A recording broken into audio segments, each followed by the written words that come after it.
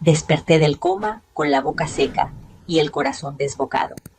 Las luces blancas me cegaron y el pitido de una máquina marcó el ritmo de una vida que regresaba a la fuerza. Javier estaba de pie, con los brazos cruzados, sin lágrimas, sin alivio. Dijo con una frialdad que aún me quema: le di nuestra casa a ella. Creí que no ibas a sobrevivir. Antes de que pudiera respirar, la otra mujer sonrió. Lárgate hoy mismo. No grité, no lloré. Tomé mi bolso y salí. Horas después, un grito de terror rompió el silencio. El olor a desinfectante se me quedó pegado a la piel. Abrí los ojos y tardé unos segundos en entender dónde estaba. Un cuarto blanco, demasiado blanco, con una ventana alta por la que entraba una luz dura. Mi lengua parecía de cartón. Intenté tragar saliva y no pude. Una enfermera apareció, como si me hubiera leído el pensamiento, y acercó un vaso con una pajilla. Despacio, señora, dijo con una voz suave que contrastaba con el ruido constante de las máquinas. Mi cuerpo pesaba toneladas. Cada movimiento era un esfuerzo. Quise levantar la mano y apenas logré mover los dedos. Entonces entró Javier, mi esposo, o el hombre que yo creía mi esposo. Esperé un abrazo, una palabra, algo que me dijera que había vuelto al mundo de los vivos y que importaba. No llegó nada de eso. Se quedó a 1 metro de la cama, como si tocarme fuera peligroso. Su rostro no mostraba alivio. Parecía cansado, molesto incluso. Rosa dijo, y mi nombre sonó extraño en su boca. Qué bueno que despertaste, nada más. Ni un gracias a Dios, ni un pensé que te perdía. ¿Cuánto tiempo? Intenté preguntar, pero mi voz salió rota. 4 meses, respondió. Estuviste en coma. 4 meses.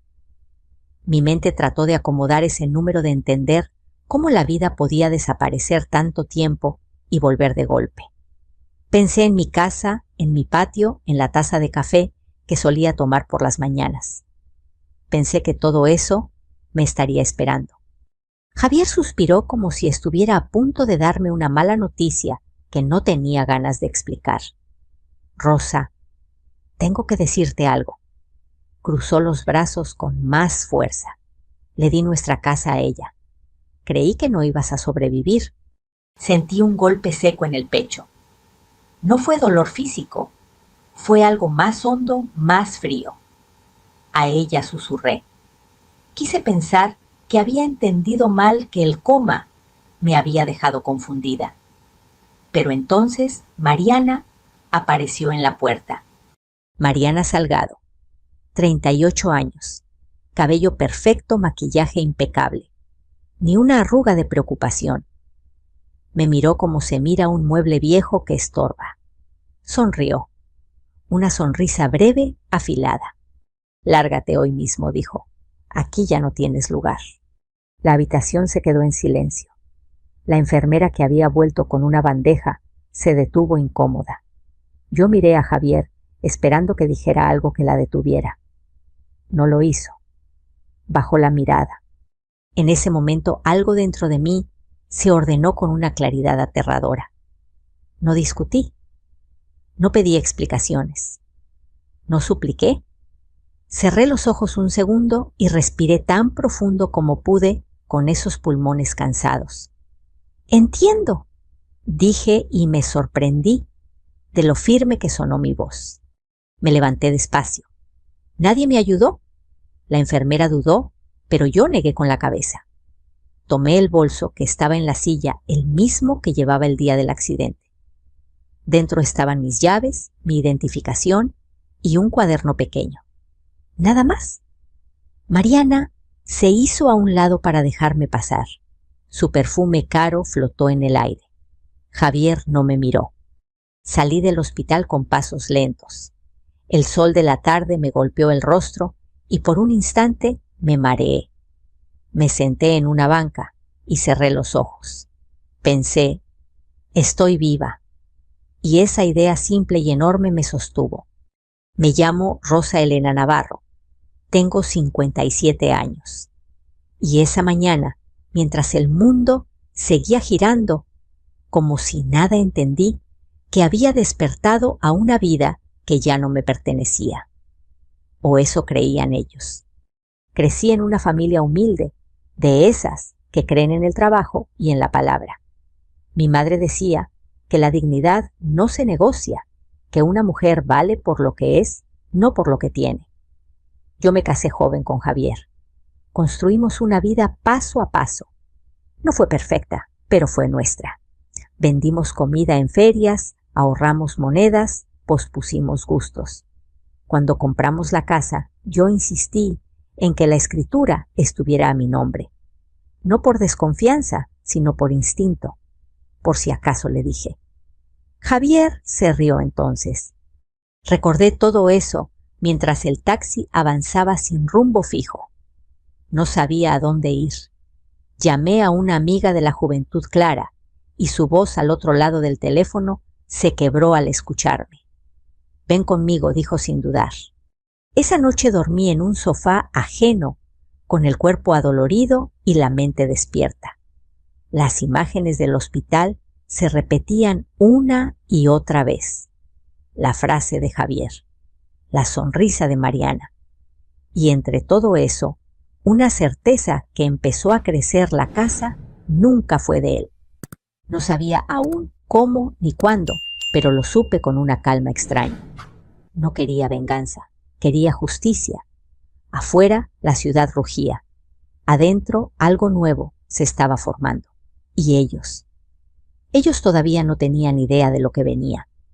Me desperté temprano en casa de Clara con el cuerpo rígido y la cabeza llena de recuerdos que pedían orden. El sofá crujió cuando me incorporé. La luz de la mañana entraba tímida por una cortina delgada y por un instante sentí una paz engañosa. Luego volvió la verdad pesada como una piedra ya no tenía hogar. No el mío, no el de siempre. Clara preparaba café en la cocina. El aroma me llevó sin permiso a otros amaneceres. A los domingos tranquilos, a las tazas despostilladas que guardábamos para la casa a la mesa de madera, que pinté yo misma cuando por fin la compramos. Me senté y bebí despacio.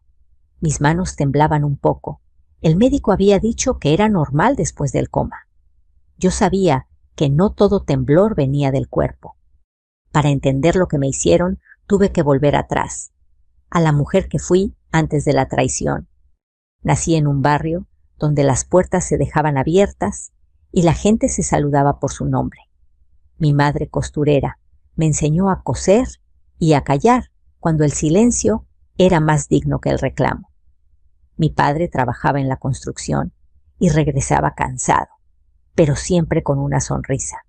Rosa, me decía mi madre, nunca te humilles por nadie. El respeto empieza por una misma. Yo crecí con esa frase cosida al corazón. Conocí a Javier a los 23. No era un hombre de grandes promesas, pero sí de manos firmes. Me gustó su manera de escuchar, su risa fácil. Nos casamos jóvenes, sin fiesta grande. Los primeros años fueron duros. Él trabajaba en una bodega. Yo vendía comida en la esquina y limpiaba casas por horas. Aprendí a estirar el dinero, a guardar monedas en frascos, a celebrar pequeños triunfos. Cuando alguien preguntaba cómo estábamos, yo respondía bien trabajando.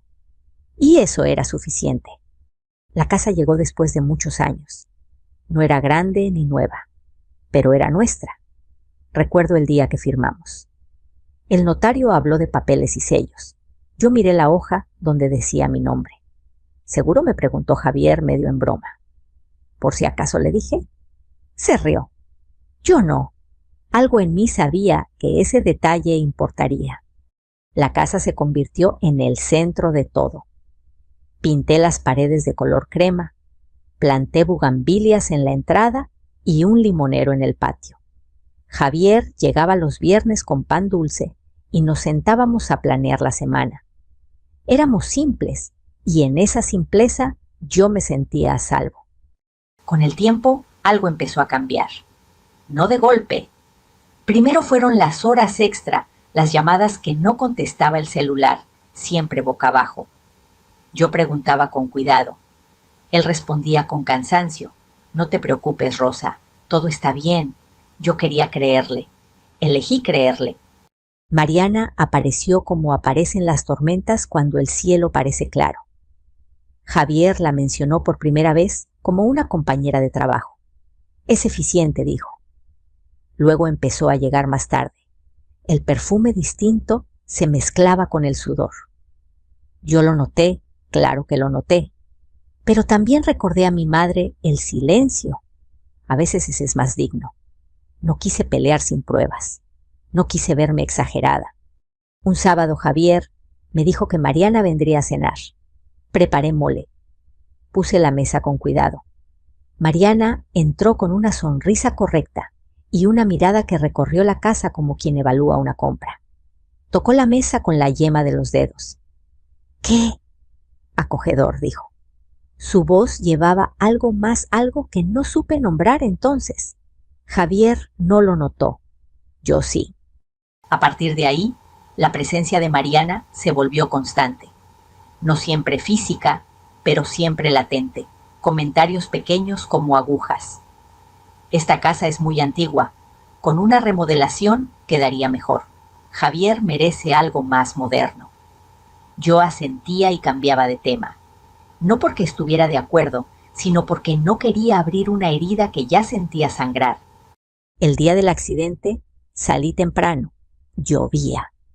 Recuerdo el asfalto brillante y un frenazo. Luego nada. Dicen que fue rápido. Dicen que estuve inconsciente desde el primer momento. El coma llegó como un apagón. Mientras dormía, mi vida siguió sin mí. Y lo supe después por fragmentos, por miradas esquivas, por silencios que pesaban más que las palabras. Despertar fue volver a un mundo que ya no me esperaba. Y entender quién había sido yo, la mujer que sostuvo todo, me dio fuerza. Porque si algo había aprendido en esos años, era a no rendirme, a juntar pedazos y empezar de nuevo, a no perder la dignidad ni siquiera cuando duele. Esa mañana en la cocina de Clara tomé una decisión silenciosa. No iba a correr, no iba a gritar, iba a recordar quién era antes de que me traicionara. Porque esa mujer, la que ahorró monedas y plantó árboles, todavía estaba viva. Y ellos aún creían que me habían borrado. La traición no siempre llega con gritos. A veces entra despacio sin pedir permiso, como una visita que se instala en tu casa antes de que te des cuenta. Así llegó Mariana a mi vida. No como la amante, no al principio. Llegó como una sombra elegante que se colocó justo detrás de Javier y empezó a hablar por él. Después de aquella cena, nada volvió a ser igual. Javier empezó a compararlo todo, no de manera directa, no con palabras claras, sino con silencios incómodos y suspiros largos. Si yo preparaba frijoles, él decía, en el trabajo comimos algo diferente. Si me sentaba a ver la televisión, él revisaba el celular con una sonrisa que ya no era para mí. El aire en la casa se volvió espeso como si faltara oxígeno. Mariana empezó a aparecer más seguido, a veces por casualidad, a veces porque Javier la invitaba. Yo la observaba en silencio, siempre impecable, siempre segura. Caminaba por mi casa como si ya le perteneciera. Abría cajones, tocaba las plantas del patio, preguntaba cuánto había costado esto o aquello. No eran preguntas inocentes, eran inspecciones. Rosa me dijo una tarde, mientras yo limpiaba la mesa, ¿nunca pensaste en cambiar los muebles? No respondí sin mirarla. Todavía sirven. Claro, sonrió. Pero lo viejo también cansa. Esa frase se me quedó clavada. Lo viejo también cansa. No hablaba de los muebles. Hablaba de mí. Javier no la defendió ni me defendió. Solo se quedó callado como siempre. Ese silencio suyo empezó a doler más que cualquier insulto. Yo seguía cumpliendo con mi rutina, levantarse temprano, preparar comida, cuidar la casa. Pero ya no me sentía en mi propio hogar. Sentía que estaba de visita en algo que se me escapaba de las manos. Una noche después de que Mariana se fue, enfrenté a Javier. No grité, no lloré. Le pregunté con la voz más tranquila que pude: ¿hay algo que quieras decirme? Él se tensó. Miró al piso. Rosa, estás exagerando. Mariana es solo una amiga. ¿Amiga? Pregunté. ¿Así miras a tus amigas? Levantó la vista molesto. Siempre estás imaginando cosas. Ya no eres la misma. Esa frase me rompió por dentro. Ya no eres la misma. Tenía razón. Ya no era la mujer joven que él conoció. Había envejecido trabajando, sosteniendo una vida que ahora me reclamaban como insuficiente. Después de esa conversación, dejó de intentar disimular. Llegaba tarde sin explicaciones. A veces no llegaba. El celular ya no sonaba cuando yo estaba cerca. Y cuando preguntaba la respuesta, era siempre la misma: no empieces, Rosa. La noche antes del accidente discutimos. Nada grave, nada que anunciara una tragedia. Solo palabras sueltas. Él dijo que necesitaba espacio. Yo le respondí que el matrimonio no funciona con ausencias. Se fue dando un portazo. Nunca pensé que esa sería la última vez que lo vería antes de caer en la oscuridad. Durante el coma no estaba completamente ausente. No soñaba, pero escuchaba, como si mi cuerpo estuviera dormido y mi mente atenta. Al principio eran voces lejanas y reconocibles. Luego, poco a poco, distinguí palabras, nombres. No va a despertar, dijo una voz que reconocí al instante. Mariana. No digas eso, respondió Javier débil. Javier, sé realista. Los doctores ya dijeron que no hay garantías. No puedes quedarte esperando. Escuché papeles, firmas, el sonido seco de una pluma sobre una mesa. ¿Estás seguro?, preguntó él. Es lo mejor, respondió ella, para todos. Quise gritar, quise decirles que estaba ahí, que seguía viva, pero mi cuerpo no reaccionó. Me sentí atrapada, enterrada viva en mi propio silencio. En esos meses, Mariana se adueñó de todo, de la casa, de los espacios, de la rutina. Supe más tarde que cambió las cortinas, que movió los muebles, que guardó mis cosas en cajas, mi ropa, mis recuerdos, como si nunca hubiera existido. Javier la dejó hacer, por comodidad, por cobardía, porque era más fácil borrar a una mujer inconsciente que enfrentarla despierta. El día que desperté, todas esas voces regresaron a mi cabeza como un eco cruel. Entendí de golpe que no se trataba solo de una infidelidad. Se trataba de una sustitución, de un reemplazo planeado mientras yo luchaba por respirar. Mariana no entró en mi vida pidiendo permiso. Entró como entran los invasores, aprovechando la debilidad. Y Javier le abrió la puerta.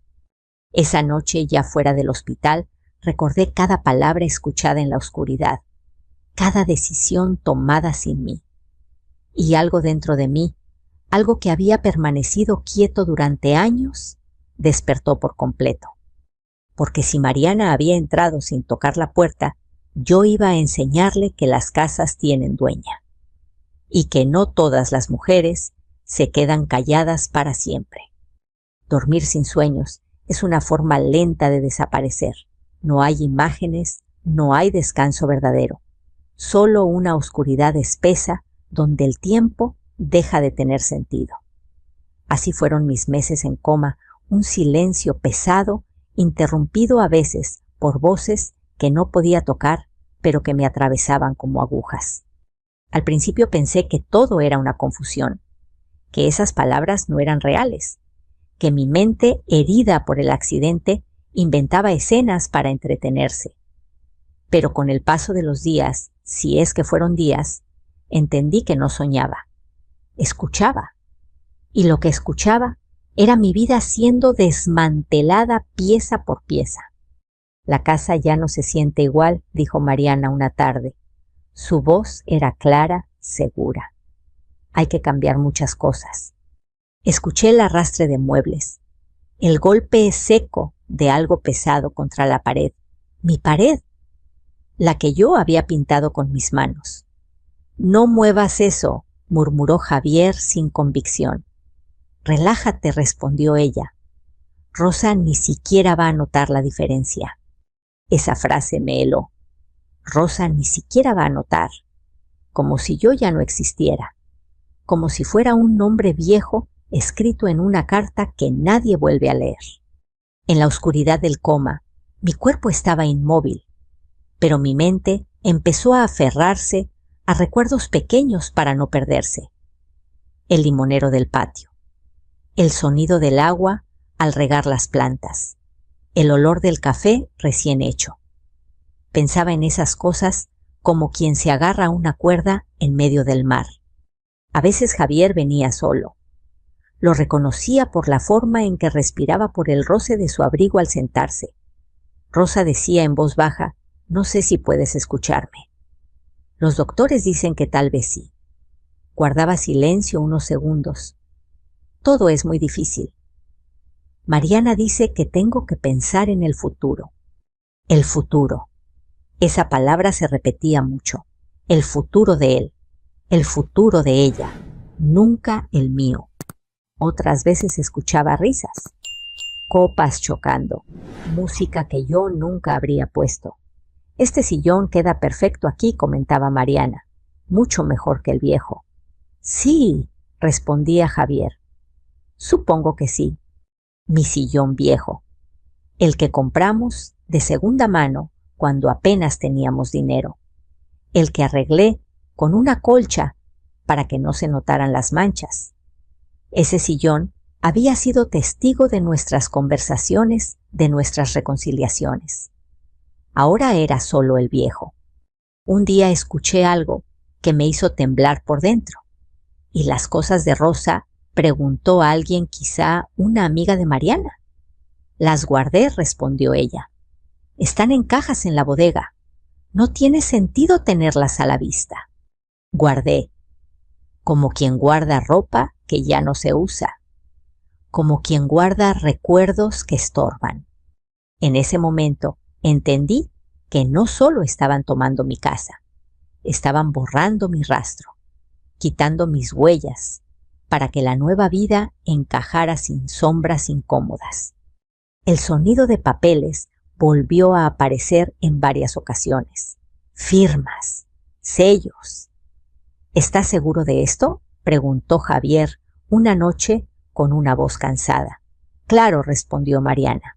Todo está bajo control. Además, tú eres su esposo. No sabía que había firmado. No sabía si siquiera entendía lo que estaba haciendo. Pero lo hizo. Y yo, atrapada en mi propio cuerpo, no pude detenerlo.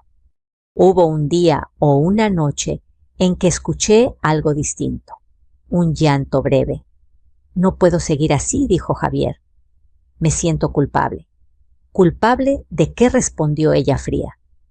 De seguir adelante, Rosa no va a volver. Y si vuelve, no será la misma.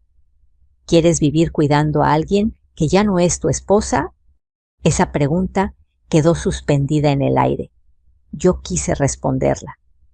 Quise decirle que seguía siendo yo, que seguía amándolo incluso en ese estado. Pero mi boca no se movió. Mis manos no respondieron. En el coma, el tiempo no avanza. Se acumula. Y cada palabra escuchada se quedó guardada en algún rincón de mí, esperando el momento de salir. Cuando finalmente empecé a regresar, lo sentí primero en el cuerpo. Un cosquilleo en los dedos. Una presión en el pecho, luego la luz. Demasiada luz. Voces nerviosas. «Está despertando», dijo alguien. Pero antes de abrir los ojos, antes de volver del todo, supe algo con una certeza absoluta: ya me habían borrado. No quedaba espacio para la ingenuidad. No quedaba lugar para el autoengaño.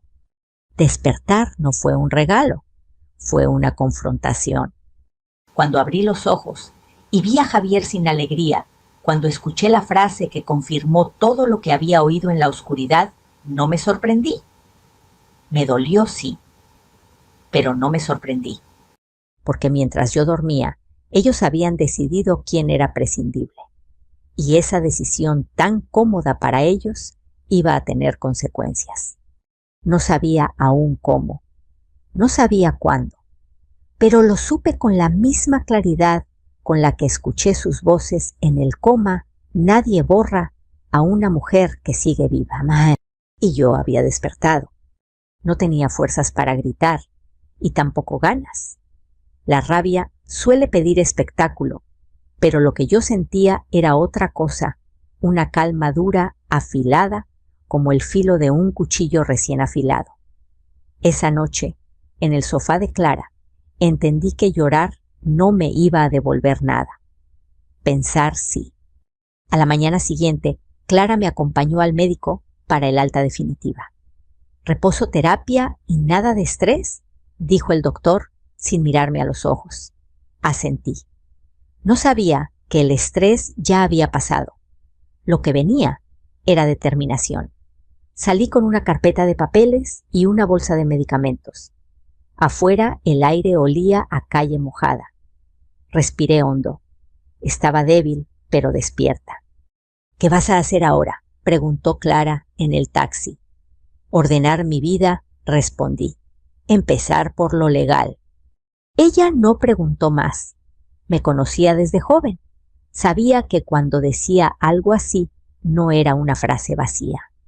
Esa misma tarde llamé a un número que había guardado años atrás por si acaso. Un abogado recomendado por una vecina del barrio, un hombre serio que ayudaba a gente común. Se llamaba licenciado Héctor Molina. Contestó con voz pausada. Le expliqué sin adornos lo esencial: el coma la casa la entrega sin mi consentimiento. Hubo un silencio breve al otro lado de la línea. «¿La escritura está a su nombre?», preguntó. Sí, respondí. «Solo al mío». «Entonces venga mañana y traiga todo lo que tenga». Dormí poco esa noche, no por miedo, sino por concentración. Repasé cada detalle, fechas, palabras, recuerdos. A la mañana siguiente, Clara me llevó a la oficina del licenciado. Era un lugar modesto, con archivadores viejos y una mesa de madera marcada por los años. Me senté frente a él y por primera vez desde que desperté conté todo sin interrupciones. El licenciado escuchó en silencio tomando notas. Cuando terminé levantó la vista. «Señora Rosa», dijo, «lo que hicieron no es solo inmoral, es ilegal». Esas palabras me sostuvieron. Me explicó con calma. Sin poder notarial válido, Javier no tenía derecho a disponer de la casa. Cualquier documento firmado en mi nombre durante el coma debía revisarse. Si hubo falsificación o abuso, procedía una denuncia. Además, la ocupación de la vivienda por parte de Mariana era usurpación. «No quiero venganza», dije.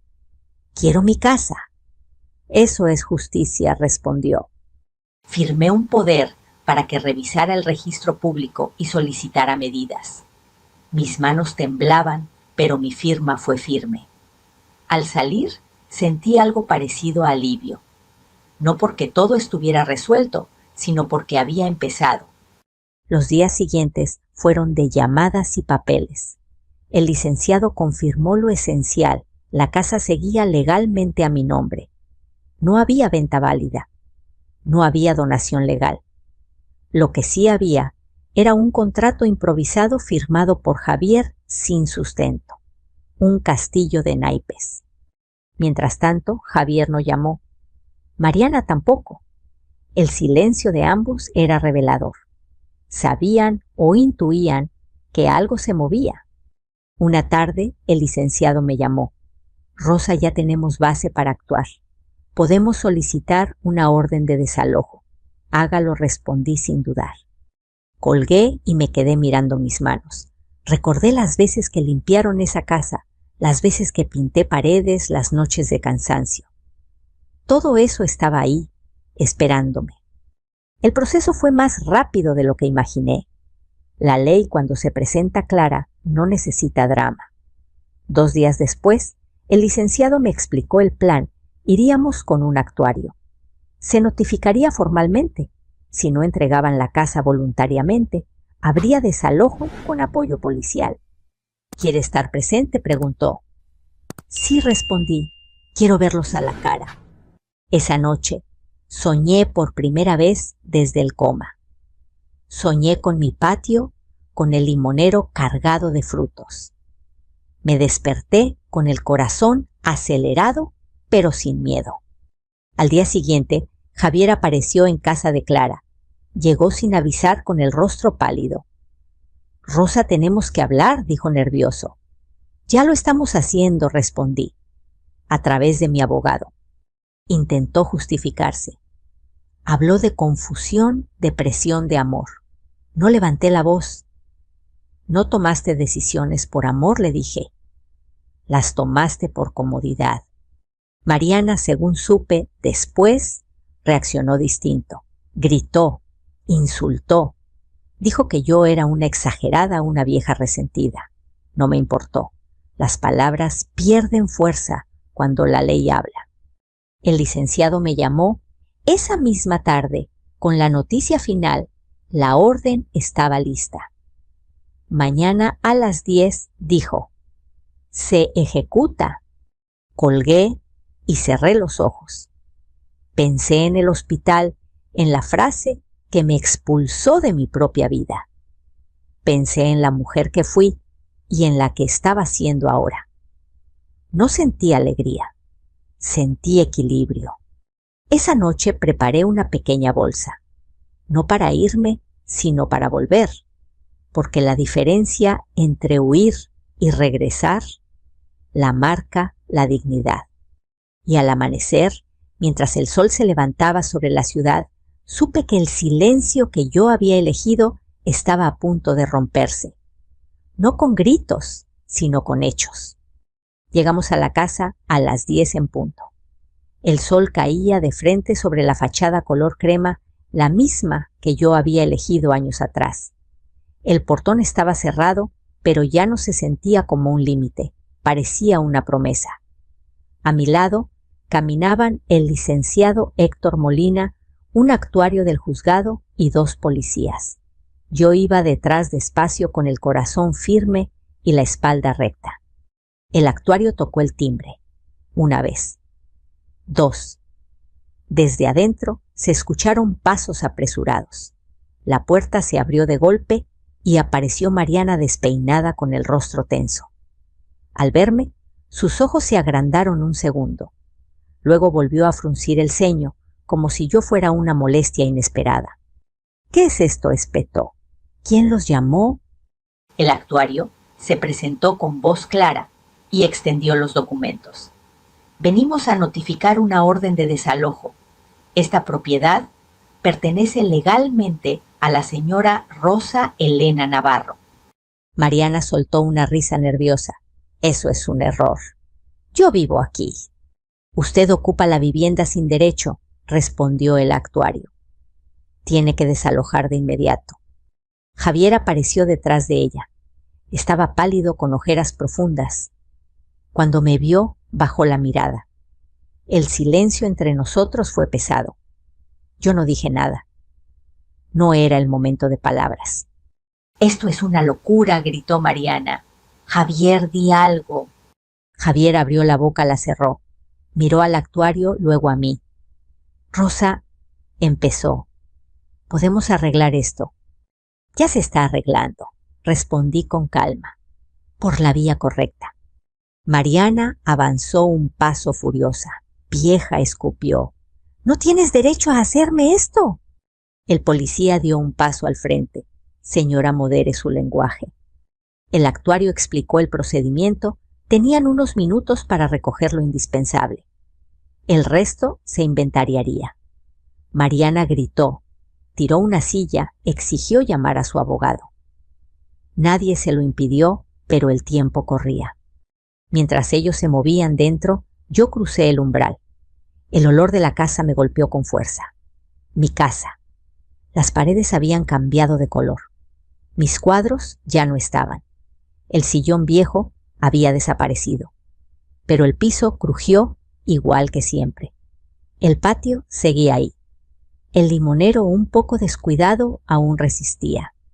Escuché a Mariana llorar, luego gritar. «Esto no se queda así», vociferó. «Te vas a arrepentir». No respondí. Caminé hasta la cocina. Mi cocina. Abrí un cajón. Mis cucharas no estaban, pero la marca en la madera sí. Las huellas del pasado no se borran tan fácil. El actuario anunció que el tiempo había terminado. Los policías acompañaron a Mariana y a Javier hasta la puerta. Mariana forcejeó. Javier parecía un hombre vencido. Cuando salieron, Mariana se giró hacia mí, con los ojos desorbitados. «No tienes corazón», gritó. La frase se rompió en el aire cuando el cerrojo se cerró detrás de ellos. Y entonces ocurrió. Un grito agudo desesperado salió de la garganta de Mariana. Un grito que no pedía ayuda, pedía control. El sonido rebotó en la calle y atrajo miradas. Algunos vecinos se asomaron por las ventanas. Otros salieron a la banqueta. «Es mi casa», seguía gritando ella ya desde afuera. El actuario dio por concluido el procedimiento. Los policías se retiraron. El licenciado me miró y asintió. Todo en orden rosa. Me quedé de pie en la entrada respirando. No sentí triunfo. Sentí cierre. Como cuando una puerta se cierra bien y deja de golpear con el viento. Javier se quedó unos segundos más. Rosa dijo en voz baja: «Perdóname». Lo miré por primera vez desde el hospital. «¿Perdonar no es lo mismo que regresar?», respondí. «Y hoy lo único que necesito es que te vayas». Se fue sin discutir. Mariana seguía hablando por teléfono, gesticulando, buscando culpables. Yo cerré el portón. Del otro lado quedaron los gritos, las excusas, el ruido. De este lado, el silencio. Entré y me senté en el suelo del patio. Toqué la tierra húmeda de una maceta. El limonero tenía hojas amarillas, pero estaba vivo. Me quedé ahí un rato largo, escuchando mi respiración, sintiendo el sol en la piel. Llamé a Clara. «Ya estoy en casa», le dije. «¿Estás bien?». Sí, respondí. «Estoy completa». Esa tarde limpié lo mínimo. Abrí ventanas. Dejé que el aire circulara. No quise ordenar todo de golpe. Algunas cosas necesitan tiempo. Preparé café con una cafetera prestada y me senté en una silla que encontré en la bodega. El sabor fue amargo pero real. Al caer la noche, el barrio recuperó su calma. Un vecino tocó la puerta. «Qué bueno verla de vuelta», doña Rosa dijo. «Aquí estamos para lo que necesite». Agradecí con una sonrisa. Cerré y apoyé la espalda en la puerta. Pensé en el hospital, en la frase que intentó borrarme.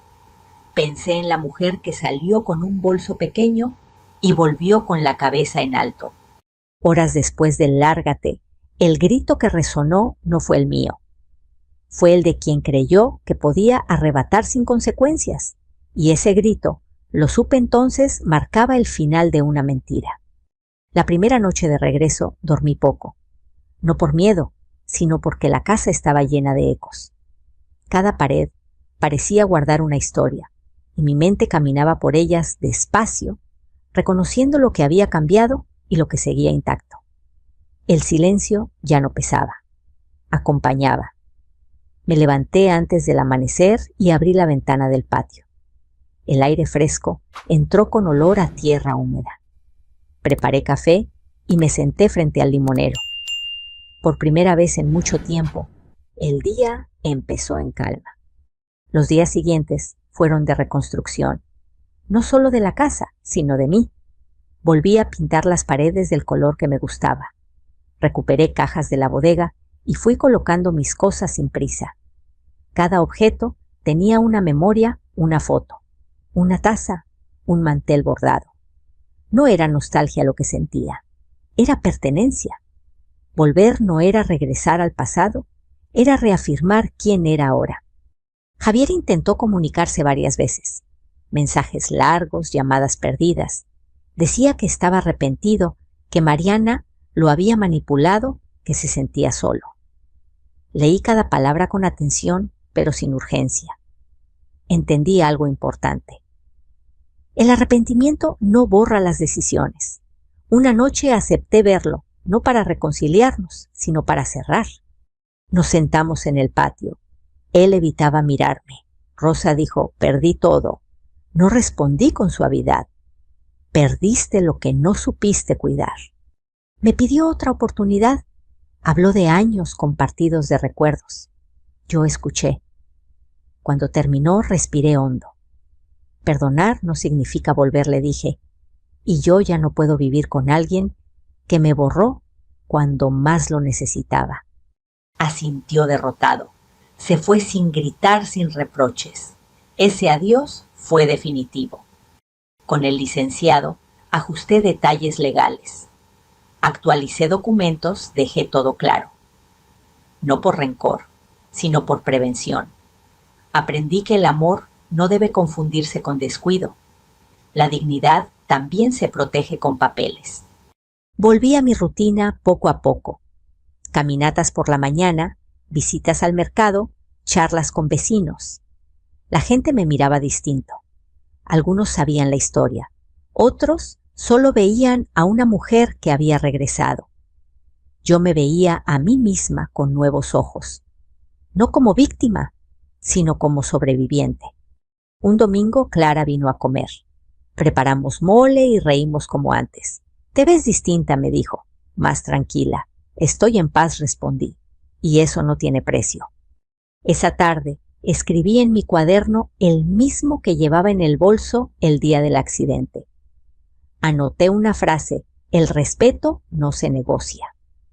La subrayé 2 veces. No guardo rencor, tampoco olvido. Aprendí que hay silencios que protegen y otros que lastiman. Yo elegí el primero. Elegí hablar cuando fue necesario y callar cuando fue más fuerte. Si algo dejó esta historia, es una certeza: nadie tiene derecho a decidir por ti cuando aún estás viva. Ni el amor, ni el matrimonio, ni la costumbre justifican la traición. Hoy, cuando me siento en el patio con mi café, no pienso en lo que perdí, sino en lo que recuperé. Mi casa sí, pero sobre todo mi voz, mi lugar, mi nombre. Si esta historia tocó algo en ti, si te recordó una decisión pendiente o una herida que aún duele, quiero leerte. Déjame un comentario y dime desde dónde me escuchas. Aquí compartimos historias que nos hacen reflexionar, que nos devuelven la fuerza cuando parece que todo se derrumba. Suscríbete para no perderte los próximos relatos y sigamos juntos este camino de dignidad, justicia y esperanza. Porque mientras haya alguien dispuesto a escuchar, ninguna historia termina en silencio.